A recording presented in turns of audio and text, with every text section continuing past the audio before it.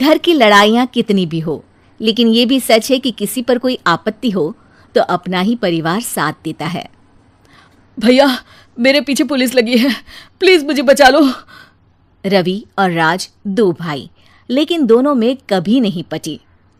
अरे क्या हुआ छोटे, क्या कर दिया तूने? अरे कुछ नहीं भैया, मेरा दोस्त है ना राजू, वो मुझे लेकर बैंक गया था। मुझे नहीं पता भैया कि वो वहाँ बैंक लूटने जा रहा है। मैं उसके साथ बैंक में घुसते ही सीसीटीवी कैमरे में दिख गया हूँ। अब पुलिस मुझे ढूंढ रही है भैया, मुझे बचा लो। राज कुछ सोचता है, फिर कहता है, ओके, तुम यहीं रुको, मेरा एक दोस्त पुलिस में है, मैं बात करता हूँ। तभी वहाँ रवि की बीवी राज की बीवी के साथ आ जाती है। तुम लोगों के घर जब तक पुलिस का आना जाना है, बच्चों को यहीं छोड़ दो, उन पर असर ठीक नहीं पड़ेगा। तभी वहां पुलिस आ जाती है। चलो चलो, कौन है रवि, थाने चलो। मैंने कुछ नहीं किया, मुझे कुछ नहीं पता। अरे वो तो पुलिस स्टेशन चलकर ही पता चलेगा कि कुछ पता है कि नहीं, चलो। कहानी का फ्लैशबैक। भैया, मुझे मेरे मकान में हक चाहिए ही चाहिए। अरे लेकिन छोटे, अभी मेरे बच्चों पर काफी खर्चा है, तेरी भाभी की भी तबीयत ठीक नहीं रहती, बजट बिल्कुल नहीं है कि मैं अलग होकर रहूं। देख लो भैया, 1 महीना है तुम्हारे पास, जल्दी से घर खाली कर दो। अरे कैसी बात कर रहे हैं भैया, मेरे शरीर में अभी इतनी हिम्मत भी नहीं कि घर को खाली करे। तो क्यों अपना पोषण बेचा भाभी? अरे तुम तो जानती हो, पिताजी की बीमारी के कारण उन्हें हमारी जरूरत थी, कैसे आते पैसे। ससुर जी तो बूढ़े थे भाभी, उनकी बीमारी में भी पैसे लगाना कौन सा अकल का काम था। तो क्या पिताजी को मैं मरने के लिए छोड़ देता?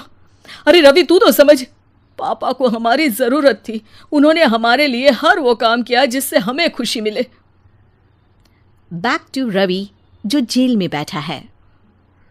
ये मैंने क्या कर दिया था? मैं ना पिता का हुआ ना ही भैया का, मेरे साथ जो हो रहा है ठीक ही हो रहा है। तभी वहां पुलिस वाला आता है। रवि, तुमसे कोई मिलने आया है। भाभी, आप यहाँ क्यों आई? पुलिस स्टेशन है ये भाभी। भैया, आपकी जगह मेरा भाई होता तो क्या मैं नहीं आती? अच्छा, ये खाना ले लीजिए, खा लीजिएगा। आपके भैया लगे हैं वकीलों और पुलिस वालों से बात करने में, डरने की कोई बात नहीं, जब आपने गुनाह किया ही नहीं तो सजा भी नहीं मिलेगी। रवि भाभी को देखकर रोने लगता है। घर में साक्षी चुपचाप बैठी होती है कि तभी सोनम कहती है, अरे साक्षी, क्या हुआ, परेशान क्यों हो रही हो?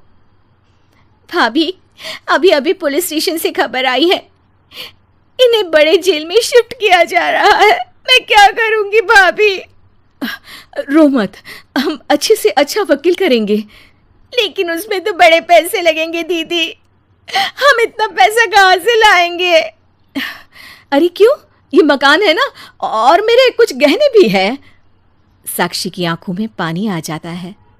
पर दीदी, ये तो आप और भैया की मेहनत की कमाई है। पापा के बाद भी तो हम लोगों का सब खत्म हो गया था, पापा को तो बचा नहीं पाए, लेकिन भैया को जरूर बचा लेंगे, और भगवान चाहेंगे ना तो दोनों भाई मिलकर इससे भी बड़ा मकान खड़ा कर लेंगे। साक्षी। थोड़ी देर में राज वहां आता है।